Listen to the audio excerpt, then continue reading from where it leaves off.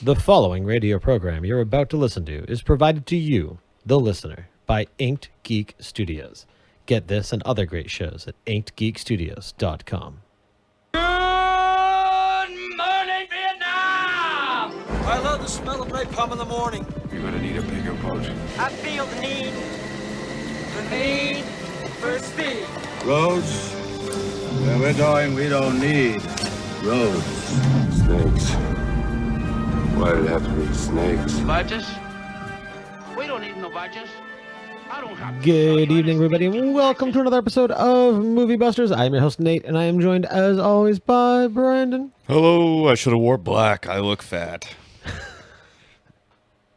I'm just noticing now. Everyone keep it above the shoulders, okay? I can put the overlay back. There. There we are. What's happening? What's happening? So another week we had this is our only podcast this Only week. one. Yeah, we took Friday off. We were supposed to go to Limitless Wrestling, but then the venue got moved, and that was just a pain in the ass. Yeah, I'm too lazy to have to find parking and walk and go to a small venue. It wasn't worth it. So we stayed home and played Call of Duty. Yeah, annoyances. I like it. I love to hate that game. Yeah, it is definitely a love-hate relationship with Call of Duty. But that is not why we are here. We are here to talk about movies. A movie, specifically. The movie. The movie is The Fate of the Furious. The 8th movie. Fate. This movie is really growing up with us. I mean, it's been around since we were in our mid-teens, and it's changed like we've changed. Not always for the better. Some movies are better than others, but we're not here to talk about the other movies. We're here to talk about number 8. Well, I mean, we can... Oh, we will, as Yeah. it relates to 8. Yeah, because I mean, like, I don't know, this whole series. I mean, for one, going back to what was that? 2000, 1999? Yeah, I think it was about 17 years ago. Yeah, can you believe that there are 8 of them?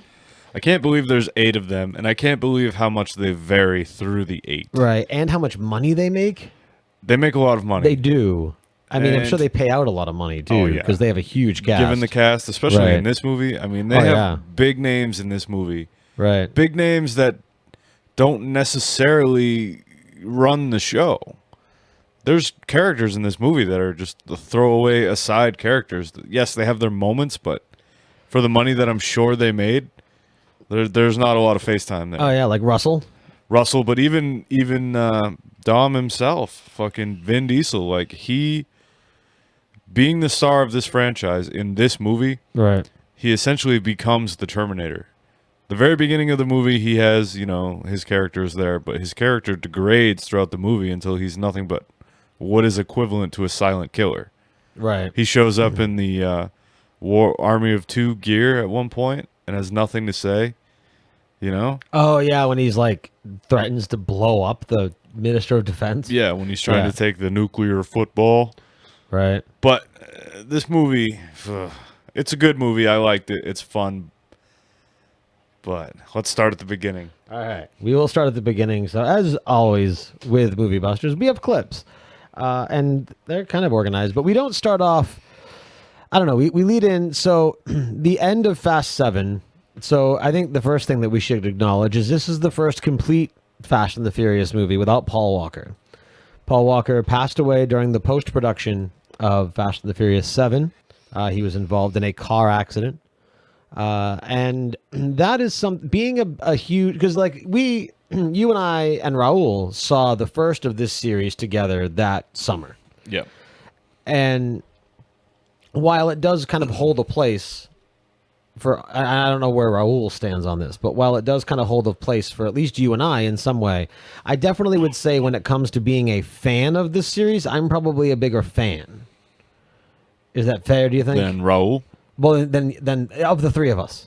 Well, my fandom for these films has degraded over time. But we'll get to that when we get to the beginning of Okay. the film, because it all hinges on the opening of the movie. Okay. So where the movie goes from there. Right. So Paul passed away, and that was kind of rough. I mean, and the end of Fast and Furious 7 was an amazing send off. If you've seen it, you know what happens. If you haven't seen it, briefly, what happens is they don't kill Brian in the movie, which I think was very tasteful. So Brian ended up getting married to Mia, right? Dom's sister, yeah. Yep.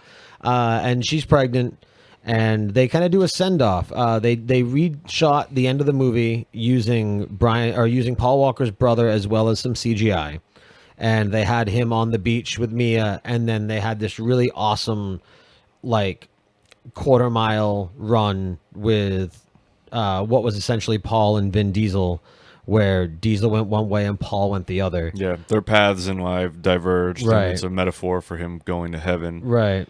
And I mean, even as somebody who doesn't follow for any of that, like, I thought that was really well done. And I thought it was a great ending to what was 7 movies.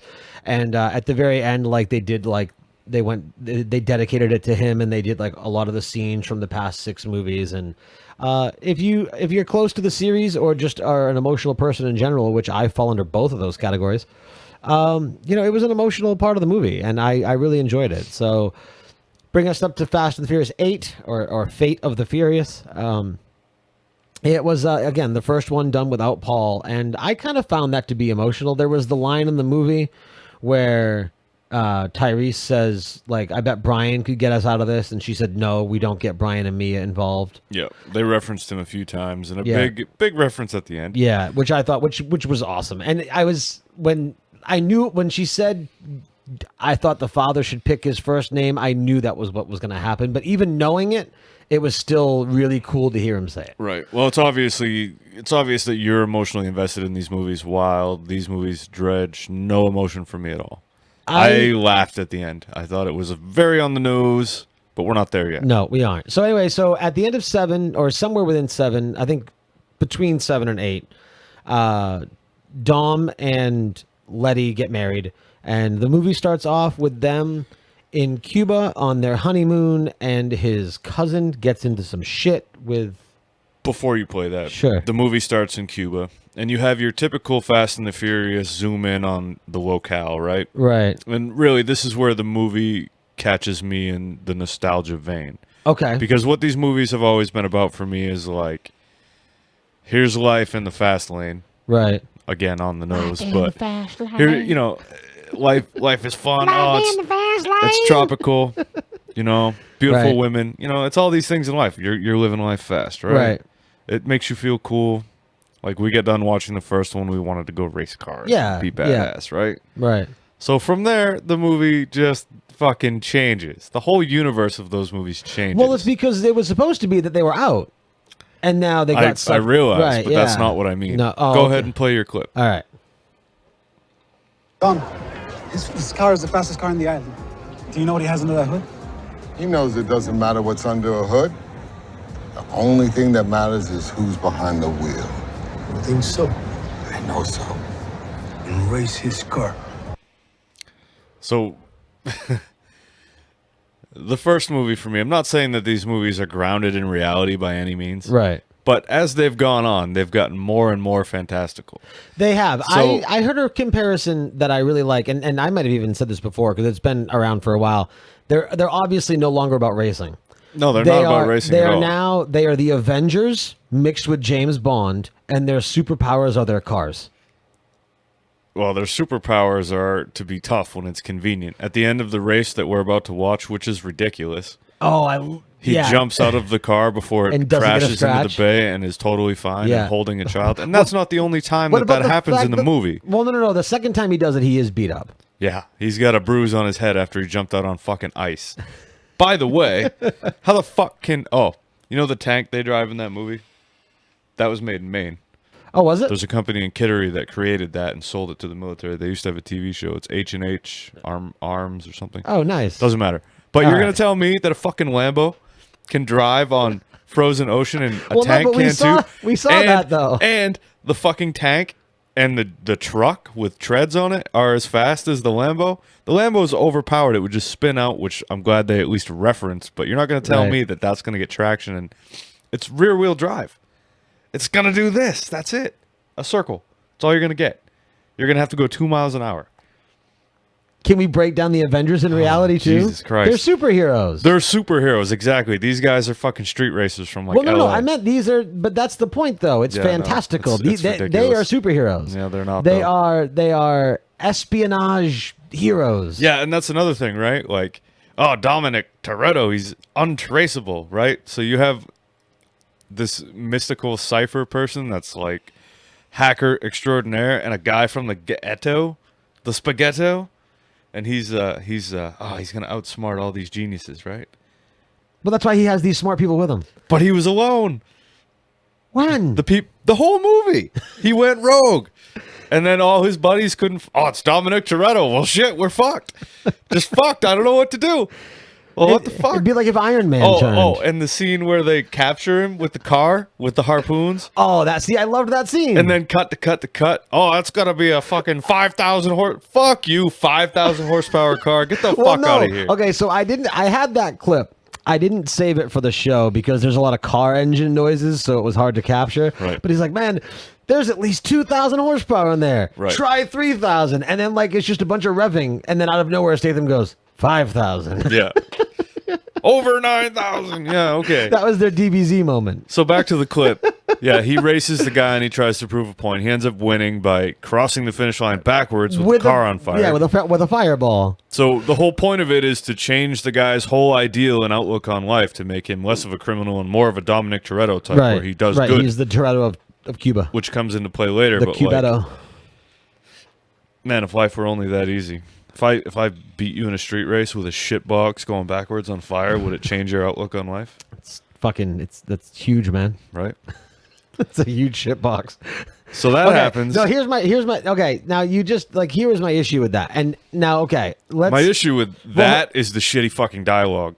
Yeah, I mean, again, whatever. So now they don't actually clarify that the whole thing is to change his style. They don't talk about that till well over halfway through the movie. Right. So when I saw that scene without that context, my issue with that scene was this guy just tried to kill you with a ghost, a motorcycle. Right. So I thought that was cool. I like the fact that it was like the term like, yeah, ghost him. Yep. Like I thought that was kind of cool. So, but yeah, so like, and he just tried to kill you. And you're like, I just want your respect. That's good Right. enough. Yeah. Like now again, now that we get the context an hour and a half later, that opening scene makes sense. Right. But you didn't give us any context there. And I don't know. He could have said something to Letty that would have given context. Like something should have contextualized that scene on its own. Right. And I would say that was where that scene failed. And the scene by itself is just like the whole movie. It wants to be. It's good action, right?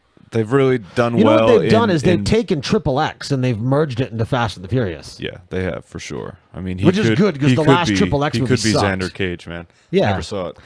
They should, you know what they should do is they should meld them together and say that Dominic Toretto is actually Xander Cage on the side and make like a connected movie of the two. And Right. that would explain a lot of the fantastical stuff that happens in Fast and the Furious. Wait for the reboot. Right. So yeah, no, it. If this is where action movies are nowadays, I don't even know what to say. Like, it just made me want to watch The Transporter. See, but I think that's what. So okay, so you know what? You talk about Transporter. We talk about Triple X. And there are several other movies of this ilk, right? This movie is for those movies. This movie is for like the 80s, or I'm sorry, the 90s and early aughts action movies. What The Expendables is for 80s action movies. No, you're not wrong. But Jesus Christ, I don't know. Let's move on. All right. So while we're still in Cuba, and he's coming back, and he bumps into Charlize Theron. What brings you to Cuba? Same thing that brings everyone else to Cuba. Culture, people, beauty. What brings you to Cuba? Work? Must be Casual Friday. So did you think that Charlize Theron looked a little funny in this movie? Like, not plastic surgery funny, but just a little different. She just did Atomic Blonde, which is an excellent movie. Okay, so I haven't seen Atomic Blonde, but I saw her in The Orville. Yep. And then other than Orville, the last time I saw her was in Mad Max. Yeah. So even Mad Max to this movie, like something in her nose region, she looks a little thinned out. I don't know what's going on. She might there. have had rhinoplasty. I think this is the first movie where Maybe it's makeup and lighting. where our heroes are starting to age. And did you notice that Vin Diesel's ear is bigger on one of his ears? Is like way bigger and sticks out a lot I further. did not. Oh yeah, go back and watch. It's weird. But even Letty looks a lot different. Everybody's starting to go down Actually, the slope. you know what's funny is my earliest recollection of Michelle Rodriguez is in the first Resident Evil movie, and then obviously the original Fast and the Furious. Like I don't really remember her being too relevant before then. Right. So in this movie, I think this is one of the first times where I actually thought she looked attractive.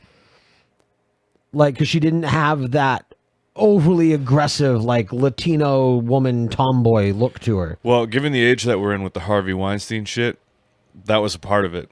Like, she was going to walk. Apparently, a lot of the cast is pissy, but she was going to walk because she was tired of being portrayed as just, like, the leather-bound beauty or whatever. Right. Yes, she's heroic, but, like, you know, there's only two things you can be, pretty and blonde or the badass, like, dykey chick. Right. So she doesn't like that. So I don't think we got a lot of that in this movie. No. And even at the end, you'll notice that when she was introduced to the... Right. She was very mommed up. Yeah. Right. You know, like she had that red shirt on and was Right, very, she was- very neutral looking all of a sudden. Yeah, she was very soccer mommy. Yeah. So, but anyway, yeah. So what happens there is, so Charlize is there and she's got something on Toretto. They kind of lead you to believe that she has dirt on him. Now, we had talked about this before we started recording, you know, and at that point I was worried. Like, I'm like, okay, because we've basically been following Dominic since Fast and the Furious 1. We followed him from when he was just like a punk stealing shit from tractor trailer trucks, right? And we basically got his backstory in that movie. Mm-hmm. So other than missing from Too Fast, Too Furious, and then catching him in the end of Tokyo Drift, like we basically have seen his whole story. So yeah, sure, something could have happened in that movie, but I'm like, okay, so are they going to retcon something? Are they going to say that he did something between movies? Like, what is she showing him that is so horrible that he's willing to turn on family?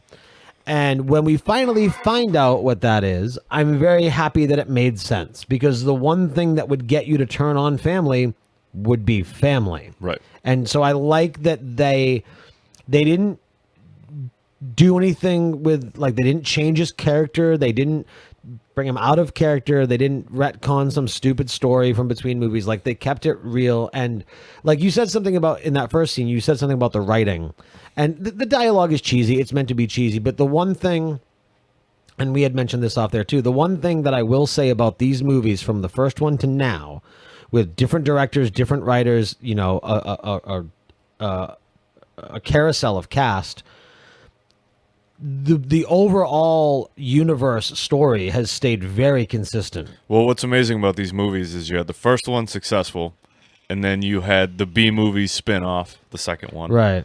And somehow they've brought it back to being a franchise that was a blockbuster again. I don't think that's ever happened before. I do not think so. No. So yeah, so Too Fast, Too Furious just became, yeah, that's exactly what it was. It was practically a direct-to-DVD street racing movie. And but now, see, here's the thing. It's funny, right? So you have Too Fast, Too Furious and Tokyo Drift. Tokyo Drift was better, but it still wasn't like any of these. They tried to bring it back to racing. Right. But it wasn't until the end where you had that snippet of Dominic Toretto where it came back. Right. You know? However, those two movies are responsible for giving us Ludacris, who is an amazing, I mean, like, I never would have thought he was that good of an actor. He is great in these movies. I don't think he acts outside of these movies, but his character in these movies is awesome.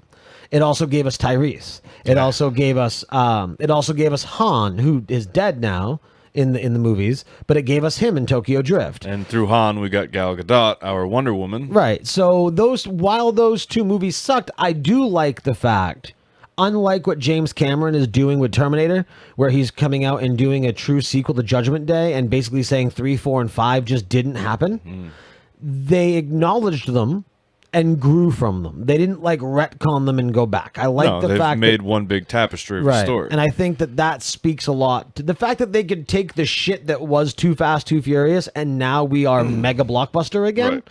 I think speaks a lot for how much the people who are in charge of making these movies care about these movies.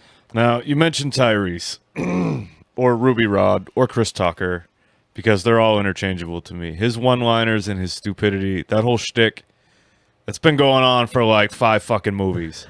Fuck off, guy. I'm really over it. I still fall for it. Ugh. I laughed. So And everybody, like, he's the butt of the joke, and that's the point, right? Everybody's Yeah. just like, oh, guy, what are you doing? right. Don't be dumb. Through the whole movie. No, the best part.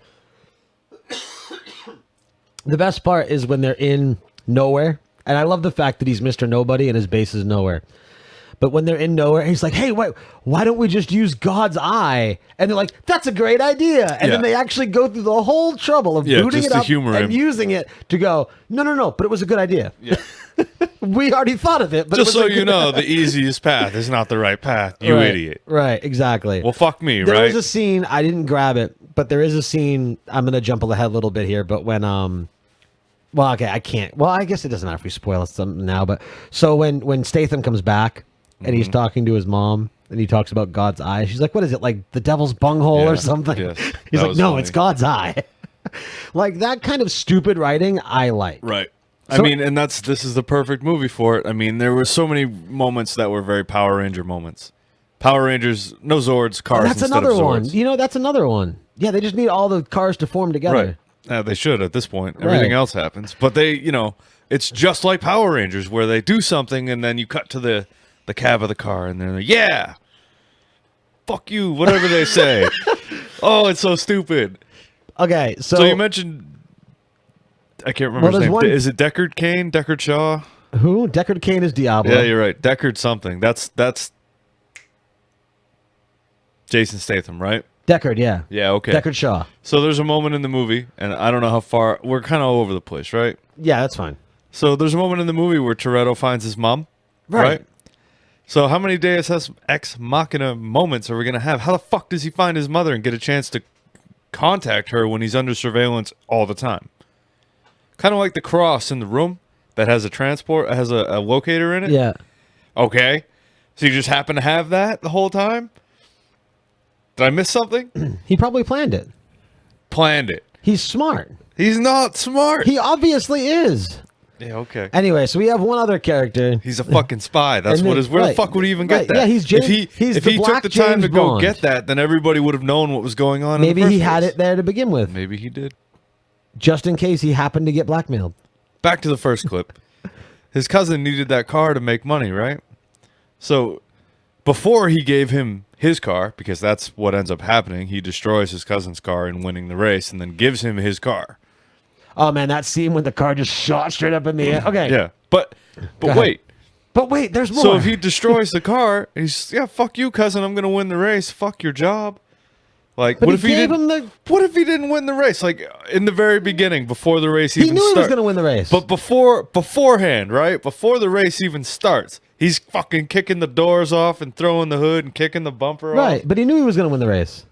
Well, did he know he was gonna give his cousin his car? Probably. Jeez. I'm sure he His expected. cousin was totally but his cousin didn't know, and he's totally fine with it. Yeah, rip it all off. I don't give a shit. Fucking, what the hell did you have that whole conversation for? Yeah, just let the guy take the car and it's solved. Anyway, we have another clip. We do. We are introducing The Rock with one of my favorite lines in the movie. Which means I have 20 little girls who are crying, and that's not a good thing. Which then means I have to spend a lot of time in ice cream shops and a lot of time at Tay-Tay concerts. Tay-Tay. Come Taylor Swift. Gotta be shitting me. Get it together. He is obsessed with Tay-Tay. Yeah. So this movie is a lot of different movies rolled into one. There's a lot of there's- different yeah, elements, there's This very could have much been the the Tooth Big Fairy. Green reboot with little girls, which, would have been a perfect... I'm surprised they don't make that movie. Well, because you got to think, because Vin Diesel had the pacifier, Right. Rock had Tooth Fairy, Right. so Like, this could be another one of those movies. Right. I'm sure they'll get there. Yeah. But they do the traditional Samoan war dance. Oh, and that was scare so all the great. other little girls. That was funny. And one of the girls like, I don't want to play anymore. No, it's just all that scene reminded me of how I will never be as badass as The Rock. No. I mean, it's no surprise that the character of Hobbs is going to get his own movie. It's The Rock. He's the big thing. Right. I think when they do another Fast and Furious movie, or after they get beyond Well, 10, they're on for. they're doing 9.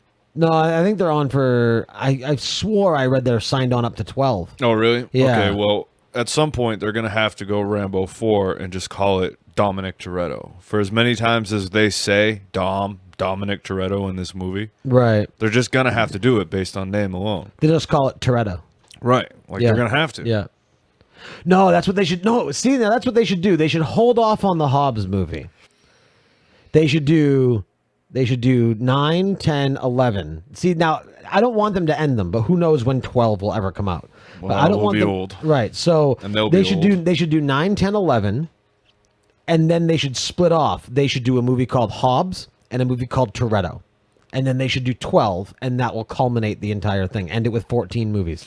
What other movie franchise has ever... I mean, Star Wars apparently is going to, thanks to Disney. Get that far, you mean? Yeah, but what other franchise has ever had successful movies? I don't mean like Leprechaun, where they're all direct to DVD. Like, we're talking like in the theater blockbuster movies. No, there are none. It's unheard of. And for as many Outside of your horror movies, that's it. right. Yeah, but even then, but they fall off though. Well, that's what I'm or saying. they You get said remade- direct to video. That's what you get with Right. that, with Friday the 13th Right. and Nightmare and Right. fucking I Leprechaun. mean, American Pie probably has like 15 movies by now, but they're yeah, but all that's all direct to National DVD. Lampoon shit you've never heard of. Yeah. so. But anyway, yeah, no. So The Rock he was great in this. He's really progressed as an actor. Did you hear the rumors to stick with The Rock a little bit that he might be coming back for one more match? It'll be The Rock versus Triple H. No, but I hope that happens. That would be amazing. That's a WrestleMania match right there. Yeah, that would be great. I mean, The Rock is just being The Rock. Well, It's basically. like Nick Cage style acting. Yeah. Especially in this movie. Like, he's just indomitable in this movie. Right. Cannot be hurt. I mean, oh my God, is he overpowered? That prison scene? Oh, the prison scene. So so he out of headbutts everything- a guard in riot gear? Right? Bullshit. I love the fact when he gets hit in the neck with a rubber bullet, and he's like, Oh, "Oh, yeah. rubber bullets, big Yeah. mistake." Meanwhile, he's shooting everybody else in riot gear. Right. Fucked. They're all fucked. That scene was great, though. Other than the horrible CGI when he did the baseball slide under the bars, and it was like Yeah. some Spider-Man scene. Yeah. Other than that horrible CGI, that scene was great. What I'd like to see is a Rock Statham movie where they just go head to head, because those two fighting styles, So where what- you have the here's- brute here's and what then the they need. cruiserweight, are just awesome. You need like an hour and 20-minute long movie, and from start to finish, it is The Rock and Jason Statham reenacting in live action Peter Griffin and the Chicken. Yeah, basically. That's all I want. Just like some big fucking fight thing. But anyway, so we're at the point now where they do their EMP mission that Mr. Nobody had told them about in Nowhere. And Dom... Okay, yeah. The fucking wrecking ball scene, The Wrecking Ball was good. that was good. And again, talk about Tyrese being an idiot. He dropped Plan B, Plan B, when we gonna and then he drops the ball and he goes, "Hey, what is he like? Hey, genius or whatever." He's like, "You missed half of them." He's like, "Give it a minute." And the ball comes back, and when Tyrese sees it, there's a giant smiley face on it. Yeah. So again, things that were great and they were funny, but again, very fantastical because it just happened to be that the ball lined up perfectly. It didn't spin hitting the cars. That's another thing.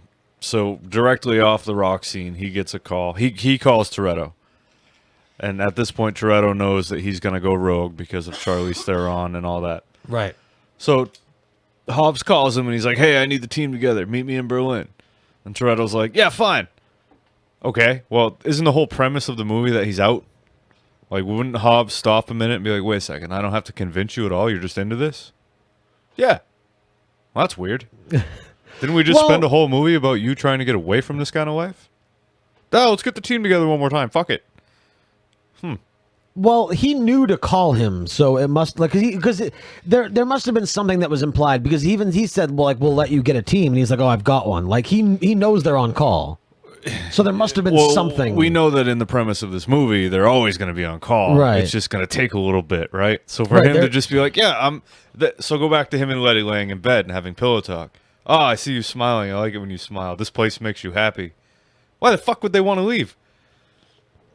Yeah, exactly. Exactly. That's my whole point. What the fuck's going on?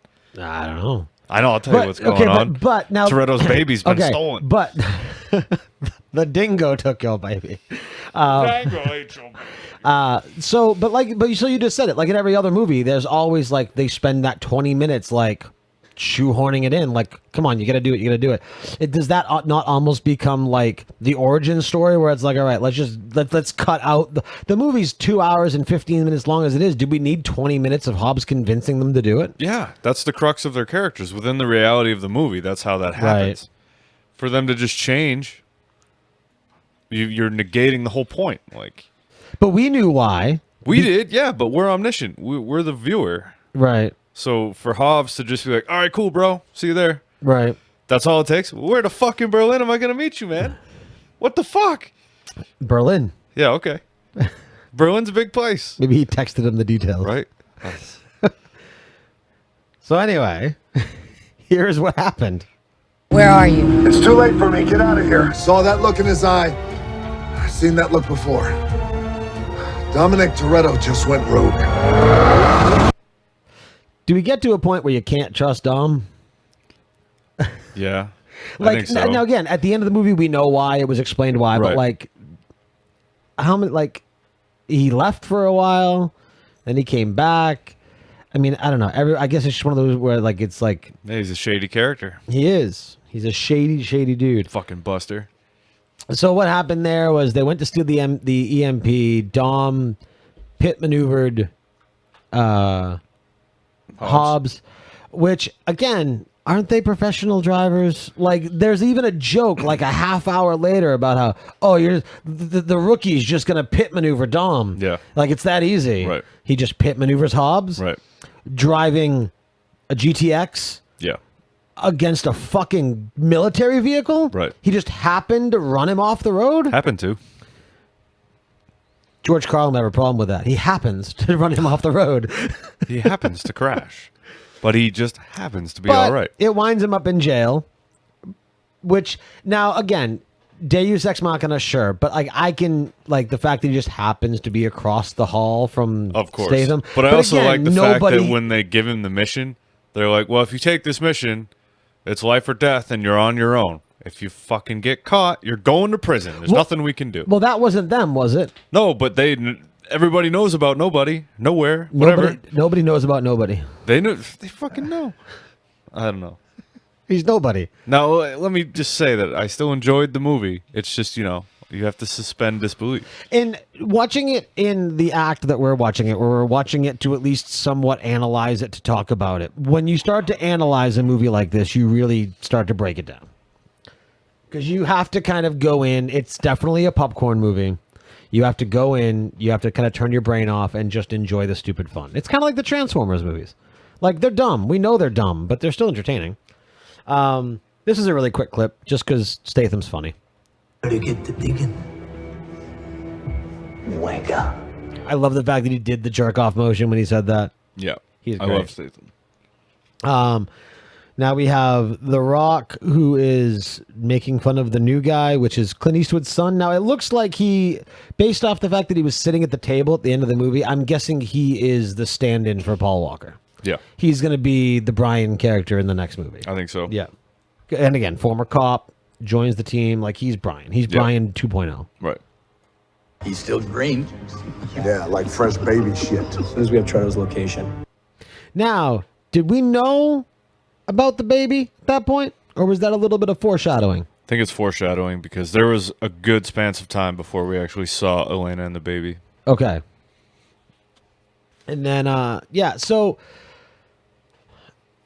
Yeah, so the crux is that the reason that Dom turned was because Charlize Theron's character, what is her character's Cypher. name? Cypher, thank you.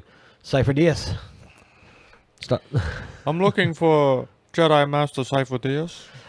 So she has kidnapped Alana and Dom's baby. Alana is the love interest that he met in the Sixth. Yes. The first movie, well, it was the first It was movie 5 with- and 6 where she gets killed, and then 6 she's It was- like yeah. the brainwashed spy thing. Right. Okay. So it was 6 then, because that was the first. Was 6 the first one with The Rock? This is The Rock's third one, right? Yeah. Yeah. Okay. Yeah. So yeah, he met Alana, the cop, and then they have a thing, and yeah, because she helps him like take down the drug lord. Yeah. Again, Yeah. it's James Bond. Basically. But and then yeah, so you find out now that there's a baby, and they have been captured, and that's why Dom is doing his thing. And Did you find that plane they were on the whole time? A, never ran out of fuel, and B, seemed to be just gigantic. So many different rooms. And big it was rooms. a jumbo jet, and maybe it was solar powered. Yeah, maybe. I don't know. I always like the planes that have like the big satellite dishes on top. Yeah, the spy plane. Yeah, they look really cool. So yeah, so there's the baby, and that's why Dom's doing this thing. He's gonna save his son. And I don't know. There's just again foreshadowing too with the bed scene. Like, you know, you'd look really good, like being a father. And it's like, and I didn't get the whole like. He's like, "Is that what you want?" She goes, "It's not about what we want. It's about why we haven't asked the question." Like, what was that supposed to mean? What question? Should we be parents? Yeah, but Do we want kids? Right, but she literally just said it doesn't matter what we want. It's why haven't we asked the question yet? If the question is, do we want kids? Then it fucking matters what they want. Yeah, but they live their lives too fast and furious to stop and think about these things. Right. It's too fast to make sense. Too furious. It's furiously fast. Furiously out of control with sense. Okay, well, now that we're being ridiculous, why not some lines from Tyrese? Because this was probably my loudest laughing moment in the movie. No, that's $1 million show car. The point is to not draw attention. It's reverse psychology. Dom will never see it coming. It's neon orange. The International Space Station would see it coming. It's true. It's dumb, but It's dumb. I don't know. I have no explanation as to why I think that's so funny. It's funny. I mean, there were moments where I laughed. That was funny. Are you going to play the Black Santa? Yeah. clip? And then directly after that, I know what you're doing. I like your beard. You're Blanta. Black Santa? You Black Santa? I love how the other black guy's just looking at him like, you're an idiot. Then he's like, no, seriously, put it down, bro. I want it. Right. So do you have anything from the car chase that follows that where he tries to get the nuclear football? No, just because there's so much. It was so loud. Yeah, okay. So what happens after that is Dom is back out on the streets. And he's going after this guy who's got a case with nuclear launch codes, right? Right. So he's chasing him down Very through the like city. 80s. Right. So they deploy the team. Does somebody carry around a briefcase that's handcuffed to a wrist? Maybe. With nuclear launch codes? Like, does that happen? Probably. Is that a thing? I don't know. It seems reckless. It does. It seems like it happens in every espionage movie. Yeah, well, it's a good plot device. Apparently. So they deploy the team to go Why after wouldn't you Dom. if you're willing to steal nuclear launch codes, wouldn't you just lop the guy's wrist off? What's the point of the handcuffs? Yeah, I don't know, man. I would just cut the guy's hand off. All he has to do is, and then all he has to do is threaten to blow the car up. These guys are sworn to protect these codes. Wouldn't he rather have the car blow up and destroy the launch codes? Well, apparently self-preservation was an interest they possessed. He shouldn't be a political figure. No, but who knows? I mean, you know, when they're down in that moment. Anyway, the team goes after Dom. Right. Dom's chasing this guy Wait, down. hold on. I think I know where my team's at. Where? Right in front of me. Exactly. So I'm never going to make my point. Okay, go ahead. The whole point of the car chase is product placement. That's all it is. So from that plane I just mentioned, they remotely control all these cars. And next thing you know, there's fucking... The gridlock traffic is remotely chasing the limo. Cars are falling from buildings. That was a cool fucking scene. It was cool. Like I the agree. wave of cars. Right, but Basically all like it a wave was... of piranha. All it was shameless promotion for all of these Chrysler cars. And if you look on IMDb in the trivia, they paid to have that in the movie. It's just product placement. That's basically Now, the whole see- movie is just a sales pitch for all these cars. Now, see, that almost seems reverse because what I was thinking was like, okay, so, Well, whatever you're going to say, you're wrong. okay, so wouldn't that just increase paranoia? Like all these people that are like on the fence are against like automatic cars or networked cars, aren't they all gonna go, well, look how easy it can be hacked? Like, Yes, but you still need a car. And you've got Prius, you've got Dodge, you've got Ford. I mean, trust everything me, is I there. would love a car that, like, if I go to a park, like, let's say I go to the mall, right? I go to the mall, I park my car out front of Best Buy. I then load up a main mall app that has the parking grid with an empty parking spot. So I load up my car, or I get out of my car, I hit a parking spot on the app, and my car auto drives to the parking spot. I go and do my shopping. I come back out. I hit a button that tells my car that I'm ready to leave, and my car drives back to the front of the store. Yay for virtual valet parking. That would be amazing. I'm sure you're not far off. Probably not, because that's essential. Because theoretically, you could do that in this movie. They told the cars where to go. Right. So now, if you're a master hacker named Cypher, you can definitely do that from an airplane. Apparently. But my point is, with cool satellite dishes. It's just a 2-hour commercial for cars, which, of course it is. Did you also notice that every Apple device in the movie very clearly had the Apple logo displayed? No. Like when she was showing him the phone? video. Yeah, you're right. You could very clearly see. I could tell it was an iPhone 7 because it had the strip. Yep. And then with like there's a scene where someone's using an iPhone with an OtterBox case, and you can very clearly see the Apple logo. Like every device used is an Apple device. When they show them the plans of the submarine, it's very clearly an iPad. Yep. In an OtterBox case, you can see the divot by the front-facing camera. Yep. Like it's OtterBoxes and Apple devices, which is cool because Which again, right next makes to me, sense. I have that an the OtterBox movie and an Apple is- device. Right. It makes the movie hip and why we Right. all are suckered into it. Moving on. So you talk about stealing the launch codes. So stole the launch codes, and then now in the process of stealing the launch codes, Dom shoots Jason Statham's character, Deckard, and kills him. And then Letty comes up behind him, gets the briefcase, and Dom lets her get away, essentially, because he won't shoot her. Has the spiel, like, I don't know what she did to turn you, but, like, I know that you love me, and I know you won't shoot me. And then the Ginger intervenes. Yeah, Tormund. What's one of 2 Game of Thrones characters. I can't pronounce either of their names. Christopher Habajou. Yep. Christopher Habajou. Exactly. So, and then there's a standoff scene, which ultimately results in Letty surviving and Dom and the other guy.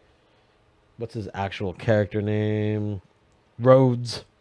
There's a guy named Rhodes in a car movie. Of course there is. They go off, but then like Cypher is pissed that Dom would have let Letty get away, and for that purpose kills Alana. Alana, right? Yeah. Yeah. So Alana is dead. I do like the scene where, well, I guess we can play this first because she explains to Dom why she wants the codes.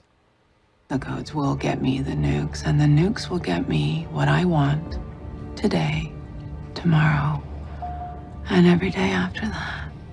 So she ends up going on this long spiel about how governments are corrupt and they are out of line and they can't be trusted. And this is kind of her way to be like the goddess of it all. Yeah, And she wants to be the crocodile at the edge of the creek, the world's policeman. She wants to know that she's watching everybody. She wants to be Donald so Trump. they don't fuck up. My question is, then why at the end of the movie does she want to launch the nuclear missiles? I don't know, because she's dumb. I don't want to lose. I have to launch the nukes. It's because that's the thing. Like, she wants to be in control. She wants the ultimate power. But and now they're like, I don't know. It's all, man, that She wants the ultimate power to keep everybody else in line. So why is she making the first move? Makes no sense. Well, the character starts to fall apart as you start to lose. I guess so. Make a lot of dumb mistakes. So there is that line when he's talking to her, and I like when he goes, "You better kiss my son," because he's the only reason that you or your crew or this plane or anything is still around. Yeah, because she's keeping her foot on the neck of the tiger. See, I thought that was cool, and I loved the scene at the end where he goes, "You just let your foot off the throat." Yeah. Like I don't know. He got really like. I'm gonna kick some ass It's now. Avengers. He got really like badass, like Iron. It was like the end of Iron Man 3. Where like he's back and he's got the suit and he's full powered. Like he's out of his depression kick and he's full powered again. By the way, I saw Thor yesterday. Oh, did you see it? Yeah, we should go see it. Was it good? Yeah. All right. So good. Nice. Like- I haven't seen the first two. You don't need to. Okay. Forget those Did movies. they, They both suck. Well, we'll talk about this off the air because I don't want any spoilers. Because I want spoilers, but I don't want to put spoilers on the episode. I'm not gonna spoil I have anything. a question. It's just it's No, worth no, seeing more I than want once. to ask you a spoilery question, but we won't do it on the podcast in case other people don't want it. Anyway, so now we have got to the point where Rook is turning. You're gonna close your eyes on this one too? Pray that the apocalypse doesn't come knocking on your mama's front door? Or you gonna saddle up, be a man, and save the entire goddamn world?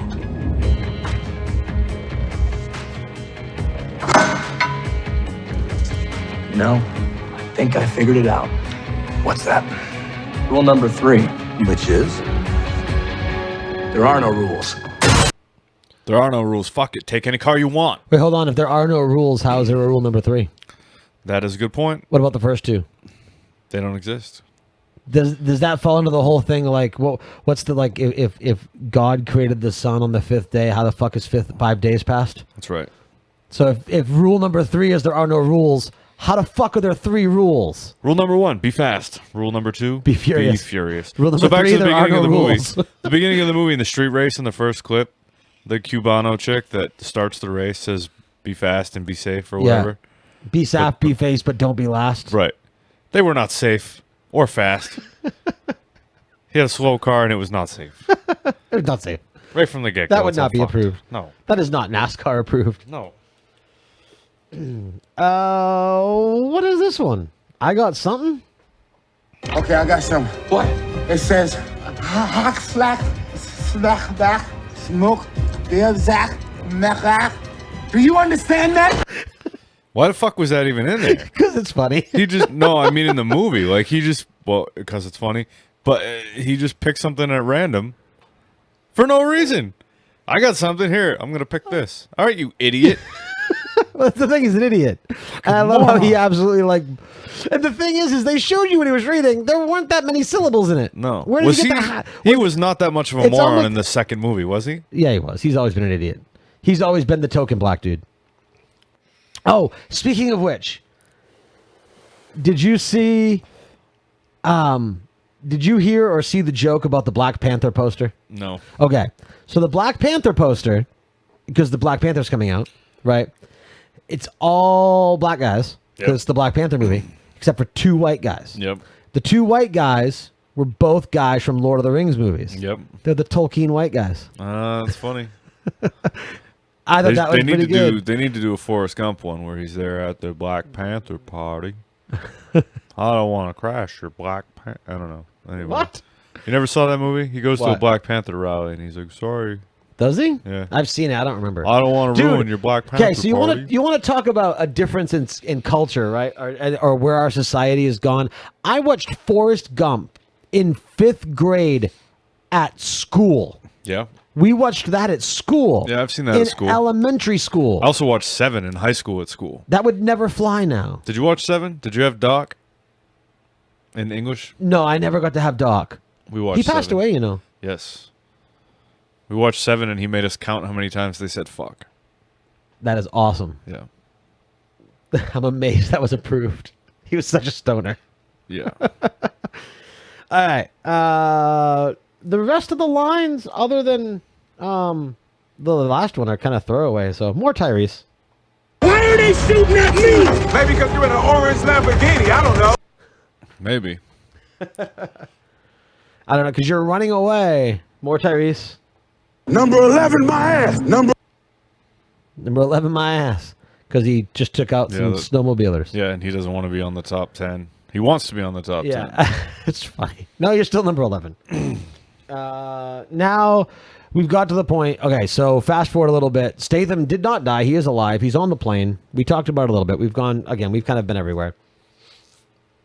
He's on the we should talk about The Rock and Statham's relationship. right. As I lose my voice. All right.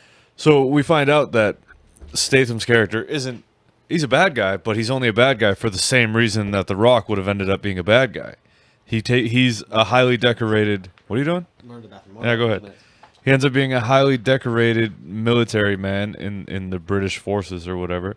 So it's the same situation. So through that, you have what essentially becomes a buddy cop movie. They're both on the fringes now, and now they're buddies, and they start laughing. That's the whole movie right there for me. I think it should be Kurt Russell is like their Charlie, their Bosley, whatever, in Charlie's Angels, and it should be these two just fighting it out the whole time. But so anyway, they end up fucking, yeah, you find out that Statham's alive, and he goes onto a plane to save the child, and then there's a whole fight scene that Nate really wants to talk about, so I'm not going to ruin it. So meanwhile, you have everybody else in fucking cars, of course, having a chase on the ice. It's really weird to sit here by myself and ramble. So we're at the point now where Statham is having a gunfight on the plane. Okay. And I left that for you because I knew that you wanted to gush about it. Completely. So, yeah. So Statham goes on the plane to save the baby. And again, this is one of those whole things where it's like, well, shit, what are they going to do now? And, you know, you could argue, again, Deus Ex Machina a little bit, but obviously, like, there was just the communication. That was the setup with the mom, and all this was planned. But yeah, so he... How'd you like the wingsuits? The what suits? The wingsuits when they fly up to the plane before you know it's him and his brother. You know, I didn't even notice that. Oh. Yeah, they had basically jetpacks. Oh. Okay. You think it's fighter planes, but really it's just two guys with wings. Oh, okay, that's what that was. Yeah.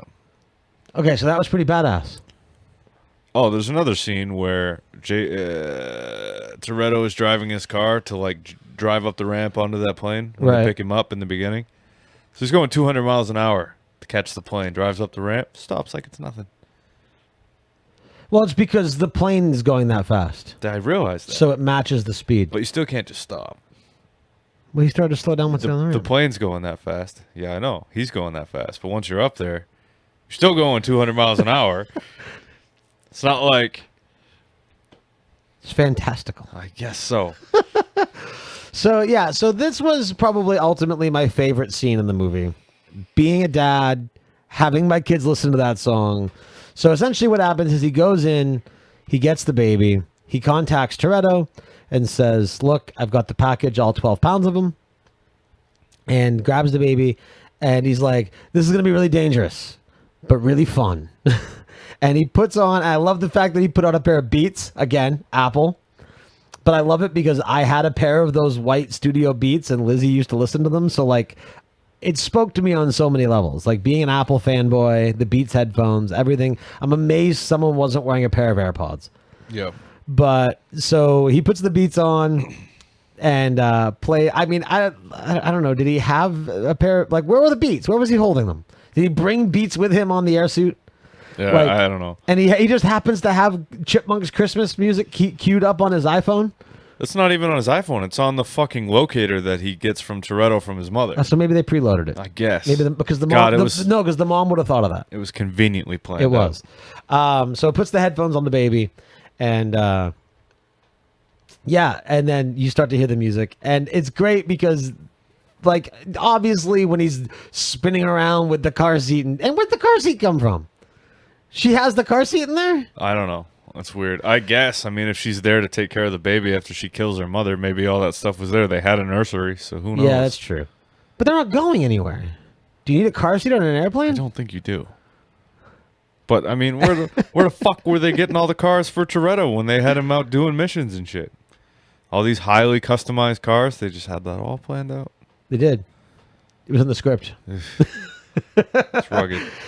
So he's dancing all around and shooting, and every once in a while he'll peek into the baby and check on the baby, and the baby just looks at him and smiles, and I thought that whole thing was great. Like, it was dumb, it was way over the top, and again, very fantastical, but I thought the whole thing was great. So it was really well done. I liked at the end when he turns and he shoots him in the back. He's like, "You're just gonna shoot a baby?" It's like, "What are you, sick?" Yeah, that was funny. You sick bastard. And then he picks the baby up and smells. He goes, "Is that you or him?" No, it was definitely him. Yeah. No, it was a good scene. One of the better scenes in the movie. Like I said, Statham and Kurt Russell saved the movie for me. I really am glad that in that fight scene, he didn't end up falling out of the plane with the baby, and she's the one that jumped, and he ended up landing the plane. Because it would have been just fucking way over the top and ludicrous to see him falling from the sky with a baby. Yeah. Yeah. No, you're not wrong. The thing I like about that scene, other than the fact that I'm a parent and I liked it, the thing that I liked about that scene was them acknowledging the fact that a majority of the fans of these movies have grown up with the movies. Right. We saw the first one that year. It's been 17, 18 years since the first one. And so, I mean, I have kids. I'm sure a lot of people who were our age when the movie came out, which was kind of the age group it was aimed at, now have kids. So Right. I like the fact that because Toretto having a kid, them having a gunfight scene with a baby, like that was all them speaking to parents. That's Right. why you had the cutesy scenes. You had Jason Statham like doing baby talk, like because they acknowledge the fact that the fans have grown up with the movie. Well, you know what they've done is set up for a never-ending series of movies. Hobbs has a daughter. Brian has a kid. Now, Dominic Toretto has a kid, right? So Right. when all these people age out, they're all set up to They keep could going. fast forward 15 years later and get new actors. Right. And now you have the daughter who will probably be the cop. Brian's kid who may or may not be a cop, but will be a good kid because he wasn't raised in that lifestyle. And Right. then Toretto's kid who right from birth basically is in gunfights and shit. Right. So it's all going to start all over They again. the only thing that they should have had the baby go bang, bang. Right. Right. They did throw that CGI hand up. Y'all good? Yeah. No, it was great. Again, I really enjoyed that scene. But yeah, so that started. There's this thing where Rhodes is talking to Dom, and he's like, "Pick your first target." He's like, "I don't pick my targets from a distance. I look them dead in the eye. They know I'm gonna kill them." Something like that. Very badass. Very very machismo. Toretto. Yeah. And he's like, "All right, I'll pick the wife. Whatever." The And wife then it is. He figures out the baby's safe, interrupts the shot, and we get this. You made me miss my shot. What you think you're doing? Looking at you dead in the eye. And at that point, he knows he's fucked. Yeah. So then you get the what was essentially the big final scene in the movie, which was just a CGI masterpiece. It was great. Like, it was They kept ramping it up and ramping it up. Like- so it turns into a car chase on the ice, and then it becomes a car chase on the ice with missiles. That doesn't work. Then it becomes a heat seeker. no, hold on. Then you got the torpedoes. Did that happen before the heat seeker? Yeah, that okay. the rock pushes into another Yeah. vehicle. Turn the goddamn wheel to the left. Oh my god. So then you get a heat seeker. No, then you get the submarine coming out of the ice. Okay, I'm all The heat discombobulated seeker was at the then. very end because the heat seeker is what blew Do up you really the sub. think the heat seeker should have been the climax? I mean, I guess logistically that's why you're right, because it blows up the sub, but I mean, you would think that the penultimate thing would be the sub coming out of the water and breaking the road. No, but wasn't that driving in. scene awesome with like the cars way it up was in the great. air? Yeah. Yeah, it was great. No, that was good. Letty having, and I like how it just happens to be right place, right time. Rice pudding? Rice pudding. Right place, right time. The car that just happens to be the furthest back on the sub is the one that happens to be a rally car and can kick it into gear and get off the ice. Right. Like if that happened to like the Lambo, Tyrese would be fucked. Right. Oh, also the Lambo goes underwater and he harpoons it to like save him. That And he says, scene was- grab the door. Yeah, grab the door. You're going to tell me that he's going to pop up out of the ice all perfect like that? We What did. What the fuck? It was great. You know what I thought of at the end was because they had snowmobiles, obviously, but what I thought of there was how we used to like attach the saucer to the back of the snowmobile. Yeah, that's just what that was like. Yeah, it was great. I had enough of this shit, and then he kills everybody. Yeah. Takes a snowmobile. No, he doesn't even take a snowmobile. Hobbs picks him up. Yeah, no, it was a mess, but it was good. And then It's very... whatever James Bond movie is the one that takes place with the Ice Palace. The World Is Not Enough. I don't know. I've never seen a James Bond movie in full. You're not really missing out, I guess. There's a few. Those Pierce Brosnan ones, they get real ridiculous. Yeah, no, I've been told if I'm gonna watch any of them, I watch the Daniel Craig ones. If you want like a serious espionage movie, sure. So, but no, a lot of things happened. But if you want more of what you just saw, definitely the Pierce Brosnan ones. Okay. Everything happened. It happened when it needed to. Like Dom comes back, hits the truck with the missiles, which just happens to spin it, so it just happens to take out all the other trucks. Mm-hmm. Like that happens perfectly. Which whatever, that was cool. It worked. I know that was, yeah, that was quite something. So, but Now this scene I thought was very telling, and I thought it was great. So you mentioned the heat-seeking missile. I like how he says, "Okay, everybody go off, and I'm gonna like." He turns on the flame shooters in the back of his car, so the heat seeker follows him. Does the big thing up the hill. But so he ends up jumping the sub. The missile hits the sub, and then he's like on the ice and he's just like fucked. And I love how they made, again, Power Rangers. I like how they made the flame shield of cars. Yeah. That was really fucking cool. And what I took from that, the imagery that I took from that is because, okay, so Toretto stole nuclear codes. He shot people. He destroyed things. That was him being rebirthed in fire, is what I took from that. That was like him burning off all of what he did to them. Right. He obviously redeemed himself, but at the same time, they all know him well enough to know that that's not him. There's a reason, especially Letty. Like, she was totally fine with it. Right. They reunite. Oh, I never left you. You know, I know. It's fine. It's fine. Dump, dump, dump. Let's kill people. And, Job's done. Oh, you know what else I didn't really care for was, I don't know, maybe I'm getting old, but like, they had the tank and the scene where they're like shooting people with the machine gun on top of the tank. Right. They're laughing. Yeah. I mean, yeah, cool, awesome. But like, it's life or death, and they're just blowing people up willy nilly. Like, maybe you're on ice, you could die at any moment. Calm down. Just be a little bit more serious. Things are a little more dire. You think it's just what's the word I'm looking for? Not anxiety.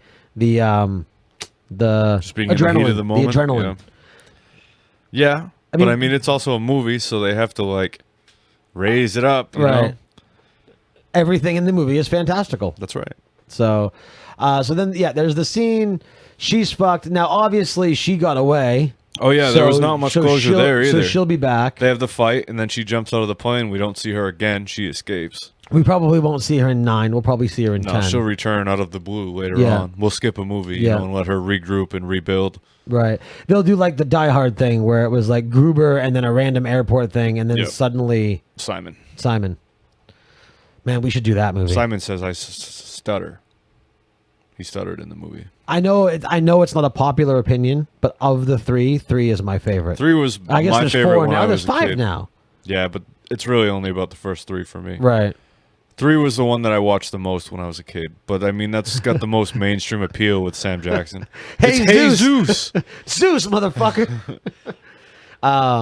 Man, I hate Mount Olympus, lightning bolts and shit. Yeah. Shove a lightning bolt up your ass. Yeah, we should watch that. It's a good movie. No. Yeah, and I mean, I love Jeremy Irons. Yep. Have you ever seen Lolita? No. We should watch that. I was told that you don't want to watch that because it will discolor your taste of Jeremy Irons. Nah, you should watch it. It's good. So the movie ends. You know who's in that movie? Who plays the Lolita? Who is the daughter from Face Off? I haven't. It's been so long. I don't remember. Janie, is she ripe? Is she ripe yet? No. Yeah. You could eat a peach for hours. You know? He tells that to her. Does he? No, he tells it to the chick on the So airplane. say that would be creepy. So the movie ends. We get the typical Fast and the Furious ending. They're all together. Everyone's reunited. They're on the roof of their apartment, I guess. They're at a table. It's one thing I like about this movie. It's the consistent message. It's the friends. It's the bond. And again, I think it's appropriate that as friends and as two people that have been friends for almost 2 decades now, I think that it's very symbolic that this movie was something that we had saw again almost 20 years ago, and now we're doing a podcast about the 8th one, and it's cool that it has that message. And I got emotional. I got I texted you it too. Like the whole when he gets back with his son, it was emotional. The fact that he named his son Brian, like everything. The fact that Paul Walker wasn't there in that scene, like all the emotions were just kind of brought together in that last scene. Yeah, I see where you're coming from, but this didn't dredge any emotion for me. Like I said, I'm a bleeding heart Fast and the Furious fan. You are. But so I get it. I get it. I got a clip of the last bit. Outside of the nostalgia of the movie for what it means to us, I mean, yeah. Right. But I mean, for as far as the characters go, I just muted myself by accident. As far as the characters go, We've come a long way from tuna sandwiches, man. We have. You've heard me say that you never turn your back on family. And I want to thank you all for never turning your back on me.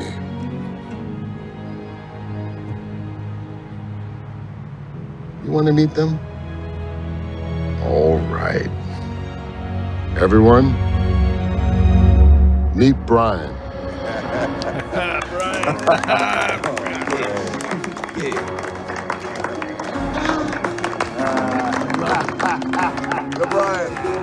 Did you get goosey bumps? I did. I just got him again. You know what else happened a lot in this movie? Now that I hear Dominic actually have some dialogue, is he did a lot of yelling, and it was very reminiscent of Nick Cage's over-the-top acting. Yeah. There was a lot of yelling. I'm alone. All right, take it easy. I like the standoff scene where she handed him the gun. That was a good scene. Yeah, that was good. There was a lot of, for somebody who typically can't act. That's his. Well, he's another one that's, he is Vin Diesel. Right. His best acting is in Guardians of the Galaxy. I am Groot. I will emote in all of these different words, but it's Right. only one word. Right. I mean, he's after Pitch Black, he's Riddick in all the movies. Right. But see, I thought he displayed for Vin Diesel, I thought he displayed a good varying level of emotion, like when he first meets his son. I wonder if those tears are legit, if he made himself cry or they just eye dropped it. Do you think he's one who could cry on command? I'm sure he is. I don't think he's a bad actor. I just think it's like The Rock. The Rock is a great actor. We've seen him do so many characters, even as a wrestler, even before acting. Right. But he has his thing. Well, you're limited to what the studio gives you, Right. He is The Rock, so a role like this where he's overpowered and Herculean, and he played Hercules and was called Hercules in this movie as a reference to that movie. Hercules. That's what you're going to get. So I realized one thing about The Rock and about this movie and about tattoos. Tattoos date movies. If you follow, especially in the day of social media and things like that, if you follow a particular actor on social media, or whatever the case may be, then certain things date movies. Like, I know, because I follow him on Facebook, that The Rock has covered the Brahma Bull. Whereas in that movie, he hadn't done that yet. He hadn't done it yet, so it dates the movie. I can't believe he did that. Why? Because, but have you seen the new tattoo? I have. It is so badass looking. Brahma Bull, man. Although that makes me feel better about Kevin Owens and his poor man's Brahma Bull that he has. Yeah. I don't like that at all. No. I do like the longhorn tattoo? Yeah, I don't like that shit. But what I do like is the tattoo he has on his forearm that says live and evil. Yes. Awesome. Wish I thought of it. Can't go get that now. Sure you can. Can't. If I do, I'm going to have to tattoo Fight Owens Fight on my chest. That used to be Kill Steen Kill, right? When he was Kevin Steen in Ring of Honor, it was Kill Steen's Kill. That sounds about right. And they changed it Yeah. to the more PG Fight Owens Fight. Yep. Anyway, Survivor Series is looking good. I know, I'm excited. Got Angle back in the ring. Is that next week? No, it's a ways out. Yeah, it's the end of November. Yeah. It's a ways out. Yeah.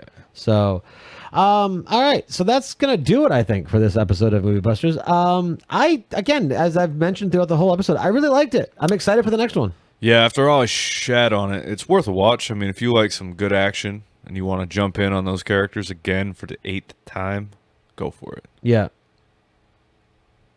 I like it. It's fun. Again, I'm excited for 9. I'm excited to see what happens. I like that Statham's part of the crew now. That seems to be the MO for the movie. Right. We're going to fight you. Become our family. Right. I mean, if you're the old adage, I mean, that's what it was in the very beginning. It's what it was with Paul Walker. Right. Like, you're the undercover cop that's trying to fuck us over. Now you're family. They've taken the old adage and spun it on its head where it's, you live long enough to become the villain. And this one, you live long enough to become the hero. Right. No. But I'm cool with that, man. Statham is great. No, Statham's awesome. If they do a Hobbs movie, I mentioned this while you were out of the room, while I rambled pointlessly, that I'd like to see a Hobbs Deckard movie with fucking Kurt Russell in the lead, so it's like Nobody's Angels. I like that. Yeah, I didn't think of that earlier, but now no, Nobody's Angels. I like that. That works. Do we have an idea of? I mean, I picked this one because this was on sale on iTunes. Oh yeah, by the way, if you're listening to this, it is Sunday. I don't know if it's still on sale, but I picked this up on iTunes for $10. $10 in 4K. Not a bad deal at all. We could do Atomic Blonde. That's out. I would recommend that. I love that. Do movie. we want to go with another new movie, or do you want to go something It's up old? to you, man. No, I picked this one. It's up to you. I'll find one. Okay. We're gonna get to a point where we schedule these to where like we can announce the next couple movies we do. Yeah. So people we can started actually, once upon a time with a list, but it always goes awry. We'll Yeah. do something. We'll figure it out. So very slapdash. Slapdash your mom. Jesus. So yeah, back to regular schedule next week. We have Indie Case Files coming up on. We have Indie Case Files coming up on tomorrow. Jesus, tomorrow. Tomorrow's Monday, where we will be talking about. Amy will be talking about Little Nightmares, and I will be talking about Crypt of the Necrodancer. It is our Halloween episode. It's like a week late. I know. We had a huge storm up here in New England this past week, and I had no power for a day and no internet for like 2.5 days. So we weren't really able to do a show. So we're going to do our post-Halloween game. Crypt of the Necrodancer is really fun, and Amy has absolutely loved Little Nightmares, so I'm excited to hear about it. It's also the first episode we're doing where we've done 2 separate games. So it should be pretty entertaining. So that'll be tomorrow night live on Twitch at twitch.tv/InkedGeek at 9:30 p.m. Eastern Time. So be sure to catch that. The Mind of a Geek episode next week is Paul Sismo from the Varmints podcast. And then All Geeked Up will be returning. We'll have some more Destiny to talk about, some Call of Duty World War II to talk about. There will be a Sphero droid to talk about. There will be a lot of different cool things. The new Need for Speed comes out next week too. I'm probably not picking that one up, but I will be playing my 10-hour free trial that comes with EA Origin Access. So I think 10 hours in a Need for Speed game is plenty. I think so. So, assuming they don't gate the story like they did with some of the other games, if it's 10 full hours, I'm excited. I'll get some more time in that. I don't need those games at all anymore with GTA. I get my fill of driving fast in GTA. I'm good. The Need for Speed movies have basically become Fast and the Furious movies. Right. Because since you can't get out of the car, they focus on the driving. Right. So, GTA, I find 5 was better, but for a little while there, they went a little too thuggish for me to give a shit. For a little while. A long while. Yeah. I'm hoping we go 80s with the next one. But I'm sure we'll end up talking about some of that Friday. But anyway, yeah. So again, thank you everyone for listening. Thank you for our live chat room people hanging out and listening to us ramble about this movie. If you like this show and every other show at Inked Geek Studios, please consider going to patreon.com/IG Studios. Throw $1 on there. We're about $10 away from our monthly patron hangout, which will be really fun, and we look forward to it. So help us get there. It covers all of our shows. It covers this show, Indie Case Files, Mind of a Geek, and All Geeked Up. There will be another show coming to the network soon. Our resident artist, as well as fellow friend Hugo, is going to be returning to podcasting with his show that will be coming up probably after the holidays, but it'll be there. It'll be coming along. And there's some other ideas in the works too. So stick around. Follow us on Twitter at MovieBustersPod. And if you have a movie that you want to suggest, or you have a comment about this movie or any other movie that we've watched so far, you can email us at moviebusterspodcast@gmail.com. So that'll do it. Be sure to catch us next week. You can watch us live every Sunday night, 10 p.m. Eastern Time. Again, that web address is twitch.tv/InkedGeekStudios, and that is where you can catch all of our shows. Yeah. Yeah. Someday you will record. I will. I do, but I change it up and I add things. And you do. Whatever. It is what it is. Are you good? I'm good. I'm ready to go to bed and go to work. Very fun. Not really. No. All right. For Brandon, for myself, and for the rest of Inked Geek Studios, thank you all very much for listening, and we will see you next week. Good morning, Vietnam! I love the smell of napalm in the morning. You're gonna need a bigger boat. I feel the need for speed. Roads? Where we're going, we don't need roads. Snakes. Why did it have to be snakes? Badgers? We don't need no badgers. I don't have to show you any stinking watches. You've been listening to an Inked Geek Studios podcast. For this and other great shows, go to inkedgeekstudios.com.